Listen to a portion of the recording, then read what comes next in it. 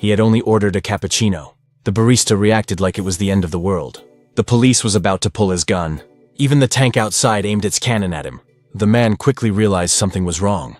He hurried to change the order to Americano. Only then did the barista relax and the tank quietly moved its cannon away. As an NPC inside a video game, he couldn't even choose his own coffee. In a game called Free City, an online openw world virtual city, only the sunglasses-wearing paying players could do whatever they wanted. When the police surrounded them, they could casually fire rocket launchers in return.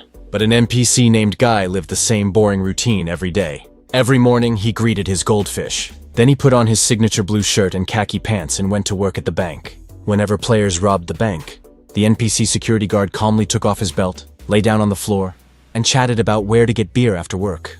But one day after work, Guy saw a girl player humming Fantasy by Mariah Carey. The moment they passed each other, time seemed to freeze. He watched her walk away through explosions like it was nothing. A feeling he had never experienced before bloomed inside him. For the first time, he changed his routine. He chased after her to talk to her. But the moment he said hello, he was run over by a speeding train. Luckily, NPCs respawned infinitely. However, something inside him had already changed. When robbers came again and smashed the counter, Guy suddenly felt that this life was meaningless. When he looked up, he saw the girl again. His coworker buddy told him to give up. Sunglasses people are not for us. But that only inspired Guy. He decided to take the robber's sunglasses. The player controlling the robber was shocked. He tried to fight back. Everyone believed NPCs were supposed to accept fate, but Guy wanted to control his own destiny. The right back, awakened, he pulled the trigger. Everyone was stunned. Guy ran out of the bank without looking back. With the sunglasses on, he saw a completely different world. Neon icons floated everywhere. Planes and cannons filled the city. He picked up a health pack and instantly healed his wounds. For the first time, Guy felt truly alive. A player fell from the sky and dropped a pile of coins. Guy happily collected them. It was about a month's salary. He used the money to buy a pair of limited edition sneakers. But as he prepared to look for the girl, the game company noticed something was wrong. A programmer named Keys thought a hacker had broken in. So, he and his coworker Mouser entered the game using their favorite skins to deal with Guy. Keys became an angry cop. Mouser became a giant pink rabbit. Nice. Skin. Thank you. When they opened fire, Guy realized it wasn't a joke. He ducked under the bullets and remembered his new shoes. He pressed them and launched himself into the air. Too high. Too high. The programmers changed the buildings like they were gods trying to trap him. Guy ran across a hanging bridge. He jumped again. Nope. Fell and barely survived by deploying a bubble shield, but eventually they caught up to him. Keys and Mouser killed Guy's character, believing they had taken down the hacker. But in reality, Guy simply respawned again because he was an NPC. In real life, the programmer Keys was also living like an NPC. Mouser asked him why a genius who graduated from MIT and once made indie games was now handling customer complaints. Keys sighed and said it was a long, sad story. In short, he needed to pay off his student loans. Right after graduation, Keys and his college friend Millie had developed a game called Life Itself. Millie believed that Antoine, the boss of Tsunami, had stolen their original code and used it to create Free City. That was why she was diving into the game every day to find evidence of the theft. Keys was currently working for Tsunami under Antoine. Millie was furious. She questioned why Keys had joined the same corrupt company and begged him to help her sneak into the game to steal back the proof. Keys cherished their friendship, but he needed a stable paycheck to survive, so he had no choice but to refuse. Millie had no other option but to go into the game alone. As soon as she teleported into the secure base, Guy suddenly appeared behind her. "What are we looking at?" He told her he had been searching for her, but their conversation alerted enemy guards. Millie switched weapons and fired multiple shots at the enemies above. The infiltration had failed. She opened a portal and escaped. Guy copied her move and followed closely, looking amazed at everything he saw. He invited her to team up. Millie tapped her glasses. Her level appeared above her head, level 100 plus.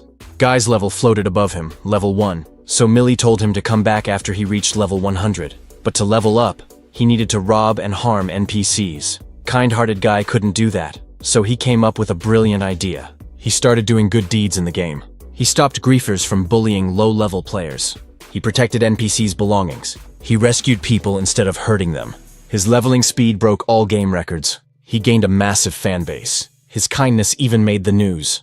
He became a hero of Free City. Millie contacted Keys again. She asked him to help her break into the base. Keys could only give her 5 minutes, but for Millie, that was enough. Just after she found the evidence, red alarms flashed everywhere.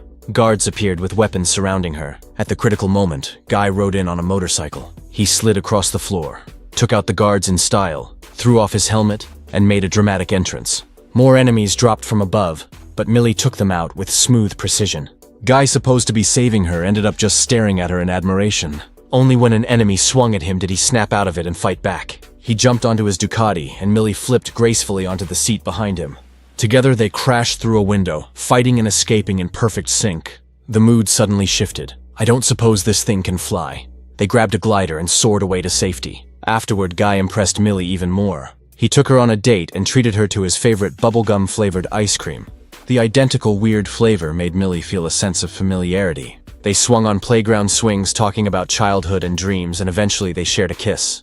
But when Key saw how close they had become, his heart ached. He looked up Guy's identity in the system and discovered something shocking. Guy was made from the very code he himself had written years ago. All of Guy's growing traits came from Key's own personality and preferences. Key's rushed to tell Millie. He said the one she fell in love with was just a piece of code. Millie refused to believe it at first, but then she remembered. The game didn't even have a kissing mechanic. Reality hit her, and Keys brought even worse news. Tsunami was about to launch Free City 2. When the new version went online, all existing data would be wiped. They had only 48 hours left to steal the evidence. Millie found Guy and took him to a secret bar. On the screen, non-player characters repeated the same routines every day. Millie told him the truth. This world was just a game and Guy was just one of its NPCs. Guy didn't want to believe it, but then he saw himself on the monitor. Everything he thought was meaningful. His dreams, his love had been programmed. He walked out in a daze, ignoring Millie's calls. He had always felt something was missing in his life. He believed Millie filled that emptiness. But now gunfire erupted behind him, yet he felt nothing. He walked forward like a ghost. He ran to the ocean to test whether the world was real. When he reached out, he found the edge of the map. His world was fake, but the pain he felt was real. Guy went to Buddy for comfort. He said, "None of this is real. We're just code."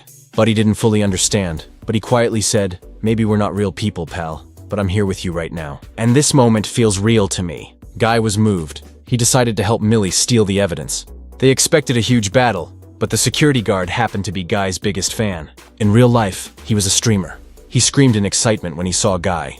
Not only did he not stop them, he literally handed them the secret video file himself. He even begged Guy, "Please shoot me in the head on your way out." But kind-hearted Guy, of course, refused. He quickly handed the evidence to Millie.